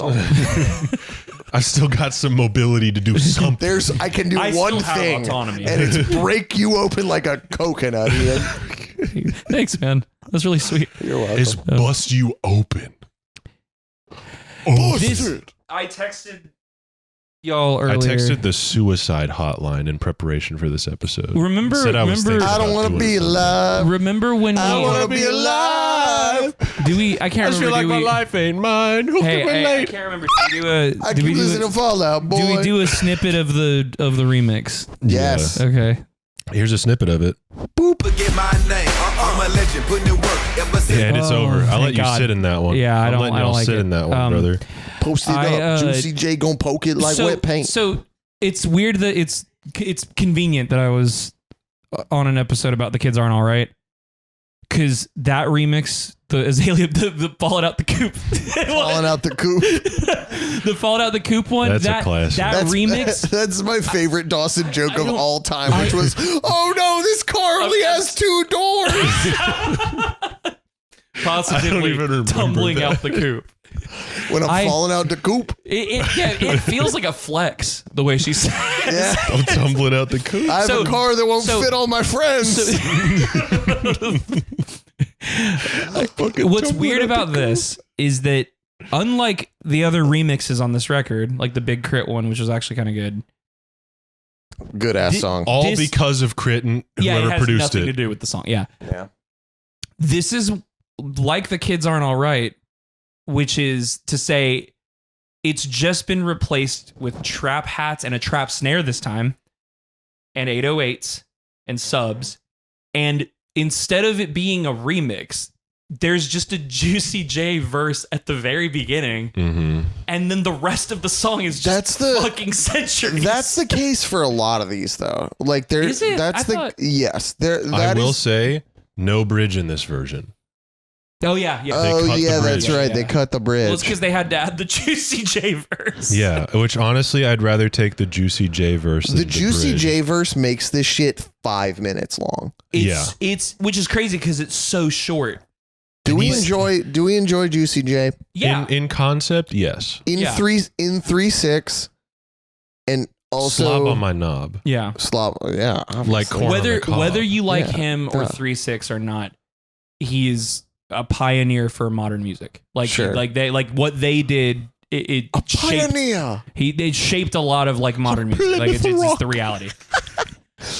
Juicy J is landing upon Roanoke. The town is cursed now. Everyone is dead. Juicy J descends upon Delaware. Juicy J descended upon Roanoke, and that was the last anyone saw. You may not understand it now, but this music, it'll be good one day. Everyone will love it. Are you doing Obama? No. Okay. Juicy J. Juicy J in the Texas School Book Depository. Juicy J. I like American history being amended. Juicy J like encountering Obama at Plymouth. I don't remember what was that factory fire called? Juicy J descends on the Triangle Shirtwaist Factory, and it's set ablaze. We don't really know what happened. You've changed your face for this voice. I have to. If I don't change my face, Juicy J must ride upon the Oregon Trail. Juicy J has contracted dysentery. Juicy J is distributing smallpox blankets to the native population. He's landed in Memphis. All right. Juicy J is acutely aware of the native population's lack of immunity towards common diseases. These are my notes for I'm just gonna read them in order and we can discuss. These are my notes. Juicy J is giving me kisses on my tummy. I put 4 items and that's it. I put in quotation marks all caps remix. I wrote worst ad libs ever. Per the topical elephants to a peanut. Yeah, sure. Peanuts I meant to an what elephant. I said. No, I meant what I said. Oh, okay. Lin-Manuel ass vibe almost. Yeah. With what's going on with this remix. Pre-Lin too. Yeah. And Real OG, he just says that at one point. Yeah. Well, that's ball. Well, that I'm okay with. It ties back. He to is a real OG. He was in remix. 3/6. The lyrics are, and I quote, remix with the legendary, Juicy J. True. Let's go. With all this bread, I need a bigger stomach. Yeah. My name rings bells, so you can hear me coming. Made it all on my own. They ain't give me nothing. And I'm still standing like a set of crutches. Ain't no way they gonna forget my name. I'm a legend putting in word ever since I came. Yes, sir. This is your umbrella. Now it can't stop my rain. You in the carpool. I'm in a different lane. Gotta have them ribs. And pussy too. I just wake up every morning, and go get the change. I do my own dirty work, and I won't get a stain. All right. I'm too heavy in this game, and you better know it. He's fucking fat. Hustle speaks for itself. Fat. I don't even gotta show it. That's the whole verse. That's all of it. Yep. Now there's one more line. No, that's it. No. It's I have a penis and Pete Wentz can blow it. He did say that. I would also like to sum up that his ad libs are, yeah, let's go, forever, yes sir, heart, and then but you will remember me line. He goes always, and then remember me for centuries. We ain't going nowhere. We'll go down in history. He literally just fucking says, in history. Dawson, this is kind of like there's a little bit of racism going on. Right before I have melanin. It's okay. I'm not gonna. Before the last chorus, some legends are told. He just goes real OG. Like, I mean, apropos nothing. Just says it. Fine. That's cool, actually. I'm fine with Juicy J dropping that. That's the best ad lib. He is better than that. Because I don't know if you guys true. I don't know if you guys noticed, but there's it's very clear that Pete's vocals have like 2 or 3 layers on them. Yeah. Or at least like a double that is like kind of low. Yeah. In the remix, it's at most 2 Patrick layers during the chorus, and the rest is just the single vocal, and it sounds so much worse than the original. Which is not to say that Patrick's doing poorly. It's just sometimes you need a double to make things sound good. Yeah. And it's so shrill in this remix. Hold on. They were just like he did the opposite of the Ozzy Osbourne. You mentioning, like, you saying not that Patrick is doing anything bad, or whatever you fucking said just now. My eye is so itchy. God damn. That's what I said. I said my eye is so itchy, and then I cursed you with it. Why did you do that, bro? That sucks. Because I don't care about you. That's fine. But I was gonna say I don't think Patrick does good on this song. I don't think he sounds good vocally at all. It sounds like he's fucking shitting the whole time. On a technical level, is that what you do when you shit? Dawson, he is hitting the note. Yeah, he's hitting the notes, but also, and they are catchy. Like, he's catchiness is irrelevant. I know. In my opinion. I'm just saying. I know. He is technically hitting the notes, but also Jacob Collier technically hits the notes that he sings, and I'm not gonna praise him for doing good. Why not? Because his music sucks ass. Yeah, I did see Jesse 4 on vinyl the other day, and I had enough money where I was like, I could buy this for Dawson as a joke. But I was like, that's cruel. I'm not gonna do that. It would just stay on my shelf forever. I'd never play it. Jesse 4. Is there a 4th? I thought that was the 3rd one. What was the cover, like the stars and everything? No, it's black with a flower on it. Did he make a 4th one? I think he made a 4th Jesse. Am I gay? But when that video of him describing what a Jesse is, I was like, you've gotta just pivot to only doing YouTube, dude. Like, this sucks. Like, oh, right. I completely forgot Jesse 4 came out. It's got Shawn Mendes on it. Of course. Good guy. And I listened to that song and I was like, Sean, sorry, I really don't like Sean, this. let's get it on till the break of dawn. Sean, I bet we would be boys, but I don't like this. Sean, you're tall. You'll fit in my closet. You're tall and you're so handsome. And you'll fit in my closet. And you'll. I'm going to back up what I was saying. I thought you were going to say, I'm going to bed. I'm going to bed. Juicy J is better than this. Like, yeah, it's like it's the worst bars I've ever heard from him. I do think it's funny that like Fall Out Boy had like pretty comfortable ties to the rap community. Yes. Their first go around, like Babyface and Adam Schlesinger from Fountains of Wayne. Yeah. Co-wrote the song "This Ain't a Scene." It's an arms race with them. Yeah. And Babyface produces some of the tracks on that album and stuff like that. And like, you know, the Neptunes, the Pharrell production on Wham's and stuff like that. Like all of that is so cool. And it is like comfortable, genuine ties to that community. Yes. And at this point, rap had moved on from those people. Yeah. Very hard. I mean, Kanye West did a remix of "This Ain't a Scene, It's an Arms Race." Yeah, that CeeLo Green features on. Like it's like there's so many comfortable, genuine ties pre-hiatus.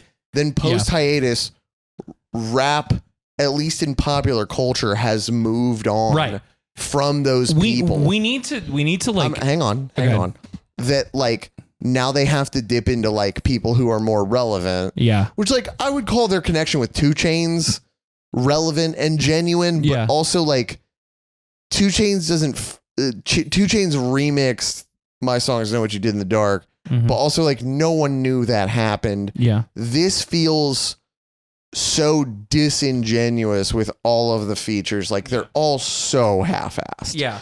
Except for Big Crit. They're all novel. Like it's just this is just a novelty. It's have you ever wondered what Juicy J rapping before a Fall Out Boy song sounds like? Weird because it's like the choices, barring some of the modern ones at the time, like Azalea Banks, feel like it feels like the same creative choices that Travis Barker made with his collaborations in like 2008 and 9. You know what I mean? It's like they haven't currently. Moved on. Well, no, it's like even it feels like they hadn't moved on from that. Yeah. Era. And which again, to his credit, Juicy J is an extremely influential and 3-6 super influential on a lot of modern music on bands. Remember when he got nominated for Best New Artist at the Grammys? I was like, Best New Artist? Yeah. What do you mean? It's crazy. I've got a couple. Were you done with your thought? All I was gonna say is that at this point in time, it was like a lot of Atlanta people, but like Young Thug was coming up at this point. It's 2015. Yeah. Playboy Carti, like that was what was starting to, because he was with Awful Records by this point. Didn't Carti's Dial-It was 2017? Yes, yeah, that was later. Okay. But but my point is like his self-titled was 16. I think it was 15. I think so. Like around the time this record came out. I think. And he had like a handful of mixtapes before that. My point in saying any of that is to say like, even if they had reached for more of those, it would have felt equally as disingenuous, but also the rest of it feels like it's like bordering on like, hey, we like rap too. It's very how do you do, kids? Yeah. How do you do, fellow kids? And they're like in their mid 30s at this point. Like they're not that old. They they are like coming up on 40 at this point. Yeah. But it feels out of touch and weird at best. And that's what bums me out about it. It's like the Crit one is the only good one, and it's because he's awesome. It's because he like Crit, I think like just from being peripherally around him in Atlanta for the past like 12, 13 years, Crit is just constantly collecting a check. Yeah. But in a way that's like, not only am I going to collect this check, I'm going to be like you are getting your money's worth out of me. Yeah. Like, and I don't know what that looked like from a perspective of Fall Out Boy wants you to do a remix. Like realistically, just because labels have no money. Yeah. Realistically, it's Island, but like I'd say every rapper got 10 to 15 grand for this. Yeah. Probably. Which like is crazy. This is like the most half-assed verse I think Juicy J's feature rate has to be somewhere around like 40 grand. Yeah. It's north of 5 figures. It's north of 5 figures. Yeah. But that's the thing about this though, is that for a remix record, I know we've already talked about this and y'all have talked about it enough. Make America Psycho Again. Was that what it was? Is the name of it? Yeah, it's called Make America Psycho. It's not a remix record. No. The more we dig into these, the more I'm like, this is just the song, and they want you to like it in a different way, and they want to prove that you can like it in a different way, and maybe they wanted weird sync stuff with it. I don't know if any sync stuff happened with any of these. I think all of them had to be flops. Yeah, I mean, this seems like the kind of thing where like the label was like, do this. And the only reason why I'm not confident it was like that is because I know Fall Out Boy, or at least members of Fall Out Boy, are into hip hop. Yeah. And like, I've got a couple points as far as Fall Out Boy's relation to hip hop goes. I think one, it was easier for them to have those associations with like Kanye and Pharrell and Jay-Z and CeeLo, because those artists were like, with the exception of Jay-Z, I guess, were like kind of more nerdier hip hop people. Like this was around the time when like when hip hop's gatekeepers were kind of losing total control, and like artists were able to pop off over the internet and everything like that. Yeah. The transition from like terrestrial like site listening to streaming. Probably. Yeah. Like, well, not even to streaming, just like online mixtapes. Like, like that. Like fucking Wale with Wale did a mixtape about nothing, right? That was him. Yeah. That was a big one, a big signifier for that era. But like, because these walls were breaking down for hip hop, and like the nerdier kids like Kanye were able to come out and like make waves and outsell 50 Cent and everything. It was easier for up and coming and actively established rappers to collab with bands like Fall Out Boy.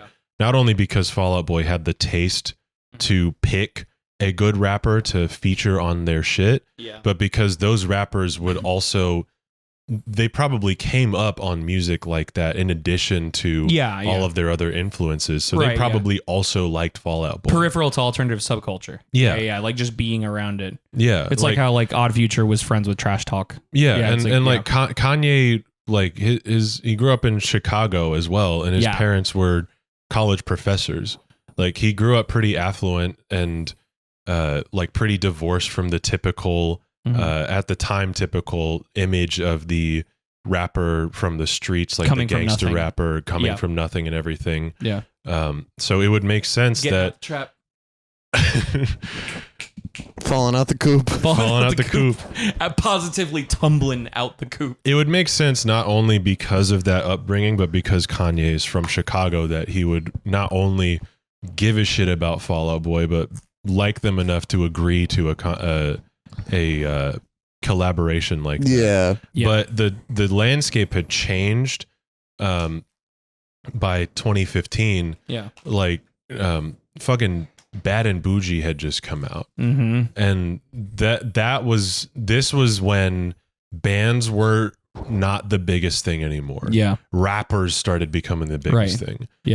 Like I remember Bad and Bougie coming out and being like a fucking just taken over the entire goddamn world for a minute there. I remember that too. And it was crazy. Like the dynamic had shifted, so it wasn't that Fall Out Boy was picking these rappers because it was like good taste or whatever. They were picking these rappers because they were relevant.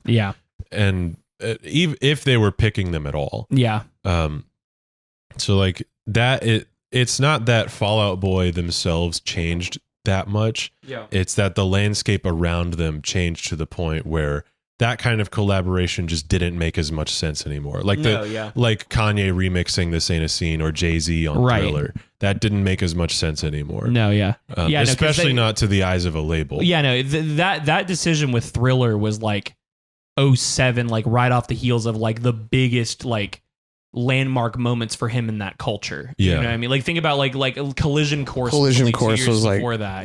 2 or 3 years before. So it's No, I get what you're saying. It's just like at this point, like to me, it feels very like, how do you do, fellow kids? Oh like, yeah, there's an aspect of that too. I'm just more like, because that kind of got me hip hop music.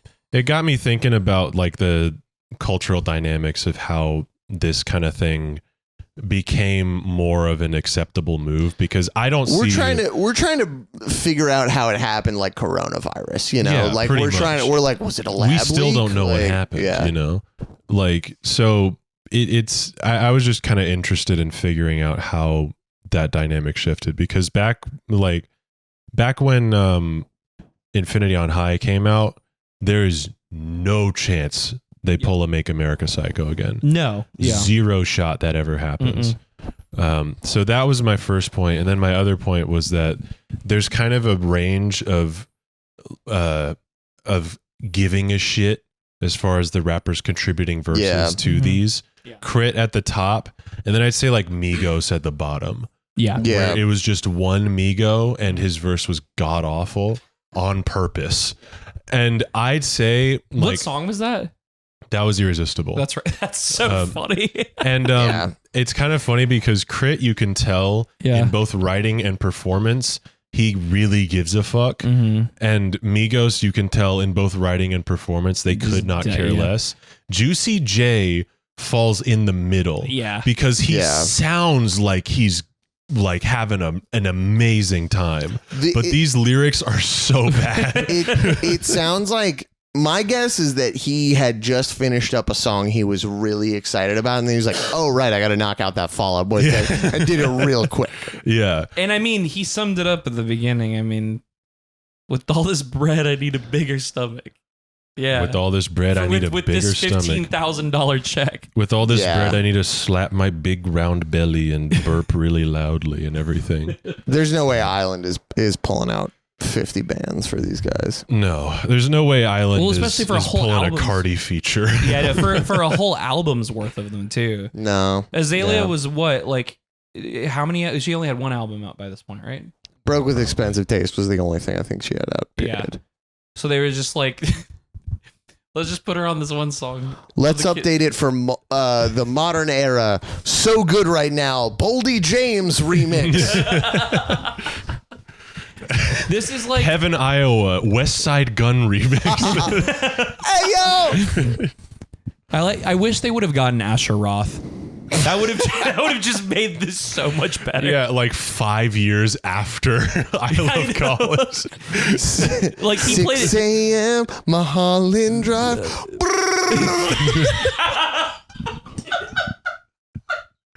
Moonlight Sonata. Dude, I'm just imagining like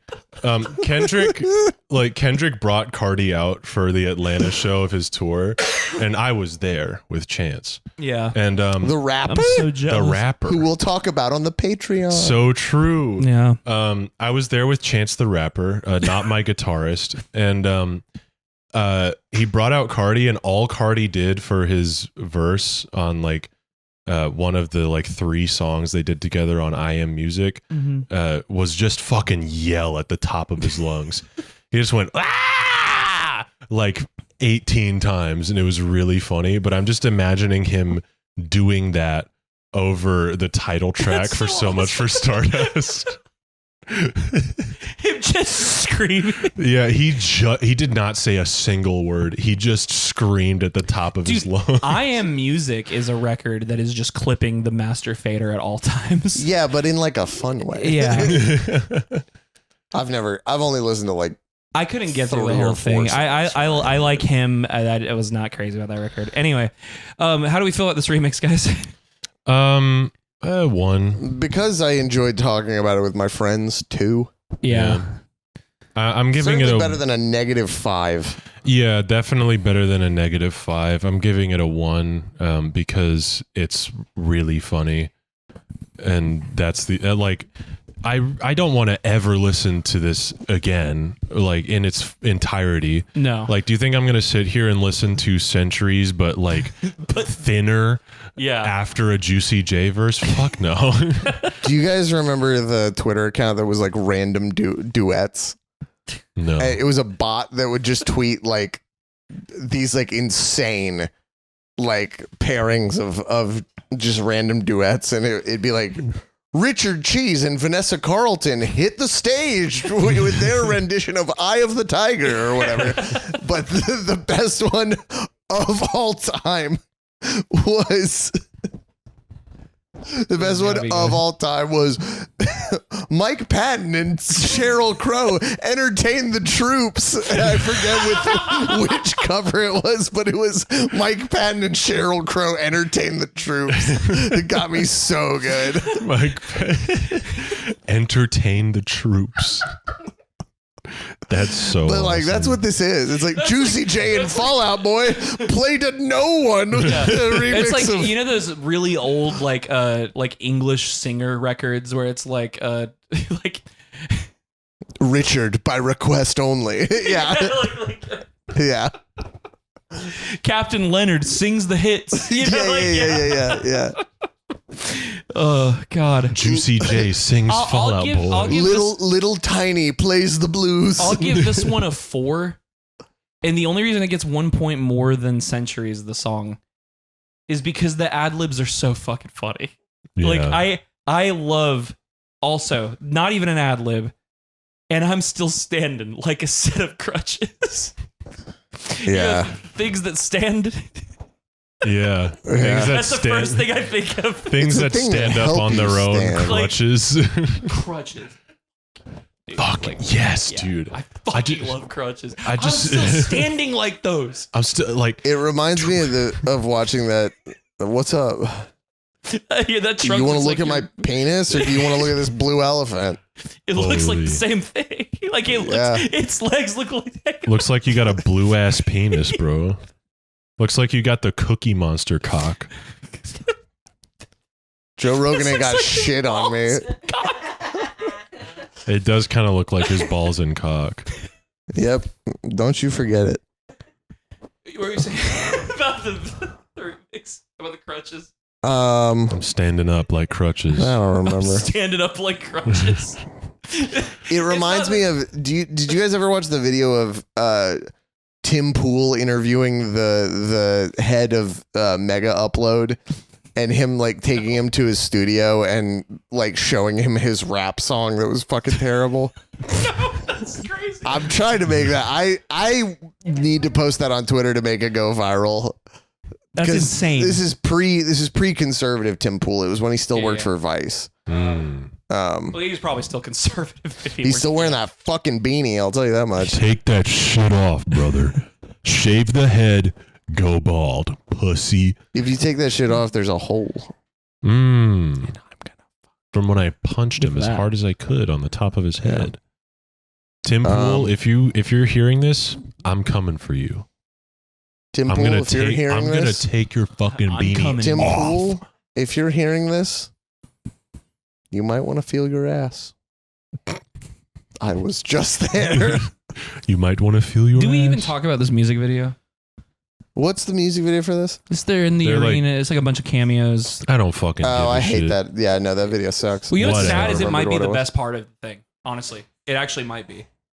Yeah, but here's the thing. They do like a David and Goliath thing. I'm not watching the music video while I've pounded 8 beers and I'm hitting the highway, brother. I've pounded 8 beers, I'm hitting the highway, I'm turning on Centuries, and I'm not looking at the music video. I did I'm that on the way texting. here. I'm texting Yeah. Yeah. and driving and drinking, but I'm not watching the music video. Ooh, you can't do that. You can drink and drive, and you can text and drive, but you can't drink and text and drive. You know something else? That's where we're drawing the You know line. something else? I'm not only am I drinking and texting and driving, but my meat is out. And you can see it. I've done that. And you can see it. And you can look at it. Cops are looking at me go past and they're going, that guy's badass. They're Yeah. not stopping me. Yeah. You love How the long is police. this episode? I think we've covered everything. I feel like it's definitely the longest episode we've ever done. It has to be the longest episode we've ever done. Yeah, this is a 2-hour episode. All right, perfect. Let's fucking go. Let's rate. We rated it already. What else? Yeah, we got to spin the wheel. We got to spin the wheel. While Carson pulls that up, I'm gonna roll out that carpet because I want to get the best song. I forgot to do that last episode. How am I going to do this? How are you? What happened? Keep talking. Okay. Thank you so much for listening. If you're still listening, I'm dying. If you're still listening, I have been killed by the woke mind virus, and it's killing me right now. Can I say it? Can I say it on the podcast? You can't say the N-word on the podcast. But look. No. I'm gonna acquiesce to the Mania Truthers again. That whole record is better than this fucking song. And I used to not think that. As of today, I can say without a shadow of a doubt that the entirety of Mania, all of its songs are better than this song. I bet that sounds great what you're doing, Carson, right now. Just dragging the mic across the... I will say I would rather listen to Stay Frosty, Royal Milk Penis than Centuries. It's better. Yeah. Mania Truthers... At least it's trying to do something. Mania Truthers hit a backflip. I think Mania is better than Centuries. Let's fucking go. But anyway, as I was fucking saying... Yeah. I think Mania is better than American Beauty, American Psycho. It might that is my official... I might... That is my official take. Thank you so much for listening. If you're still listening. If you're not yet, I got to roll out the carpet, brother. Sorry. You're getting a little eager over there. Go follow the podcast on Twitter at The Dreaded Wheel. It's still the only social media we have. Subscribe to the Patreon. We're recording a Patreon episode tonight. Let's fucking go. It's about Hot Shower. It's about Hot Shower by Chance the Rapper. We're taking a little break, then talking about Hot Shower by Chance the Rapper. Go follow Carson, Ian, and I's bands at the Calistyle Boys on Instagram, at Calistyle Boys on Twitter. Follow my band at Bummer Hill on Instagram, at Bummer Hill ATL on Twitter. Follow Ian's bands. A band called Love and Agi. Agi is not on social media. Well, that's our whole thing is that we're not on social media. We're Agi. Then don't follow Agi. You can't follow fuck. Then kill yourself. How about? Hey, it worked. And go to theidleopus.com. Subscribe to the Patreon. $5 a month gets you another episode most of the time. Go stream I Don't Want to See You in Heaven by the Calistyle Boys. Mm-hmm. Buy the vinyl. Do a backflip. Yeah. Carson also reactivated his Twitter. At Carson Dawboys. At Carson Dawboys. He also I miss has Carson Pace Fake. Real ones remember Carson Pace Fake. Mm-hmm. He also has another podcast called KSC Eternal Forever. So go listen to that. And it's about dude stuff. It's about dudes fucking.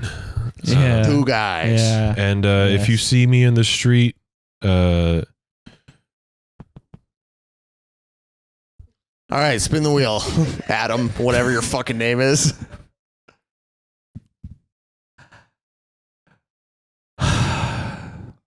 It could be worse. It's not your show, so why do you care? 27. Oh, 27 yeah, that's great. Yeah. No, that's awesome. Yeah. What a wonderful reprieve. I wanted it to be from Now On We're Enemies. Oh, that's why. That's the only reason I'm still on so this you fucking could show. come on. Yeah. And yeah. You begged us to talk about Centuries. Yeah, because I wanted to be here in case we got From Now On We're Enemies, because I saw them play it the first time it ever happened. I don't know if I told you about that. Carson's loading up a fort. It's not coming. Yeah. It's not coming. The mic is right by his plate. Waiting for Ian to finish talking. You remember that, right? You were in Europe. All right. Can we stop this godforsaken recording? Can we fucking... Yeah. I'm gonna kill myself. I'm standing like crutches.